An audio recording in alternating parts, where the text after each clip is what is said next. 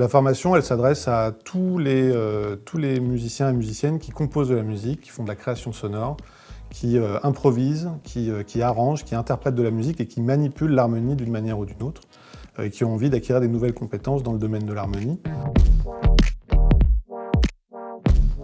Pour suivre cette formation, il n'est pas nécessaire d'avoir suivi une formation musicale spécifique auparavant, ni de savoir lire la musique. Alors la formation, elle n'est pas uniquement théorique. Généralement, les journées se divisent en deux. Le matin, ça va être plutôt les notions théoriques, on va aborder différentes notions. Et l'après-midi, ça va être des temps de pratique où chaque stagiaire va pouvoir composer des courtes séquences musicales en lien avec les notions abordées le matin même. Et en fin de journée, on écoute, on met en commun tout ce qu'on a produit. Et on partage ça et on analyse tout ça ensemble et on voit un peu tout ce qui a été fait dans la journée. Pendant la formation, toutes les notions qu'on aborde, elles sont illustrées par des exemples musicaux. Et ces exemples musicaux, on va les chercher vraiment de partout, dans les musiques actuelles, dans les musiques électroniques, mais aussi dans la musique classique, dans la musique contemporaine, le jazz, les musiques traditionnelles.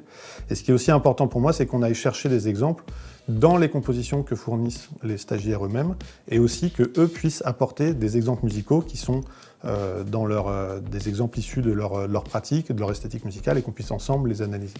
À l'issue de la formation, j'espère que les stagiaires ils peuvent plus appréhender les progressions harmoniques d'une manière analytique, peut-être plus les repérer, peut-être plus les identifier, mais aussi en créer des nouvelles avec des nouvelles progressions harmoniques qu'ils ne maîtrisaient pas forcément avant. Souvent, quand on est dans une esthétique musicale depuis longtemps, on utilise un peu des progressions qui sont un peu classiques dans la pratique dans laquelle on est.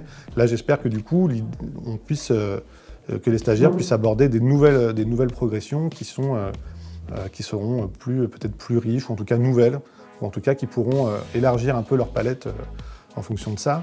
L'idée aussi, c'est de pouvoir progresser justement sur la matière mélodique, sur l'arrangement, et aussi acquérir un vocabulaire commun à d'autres esthétiques pour pouvoir faire des passerelles entre différentes pratiques et différentes esthétiques.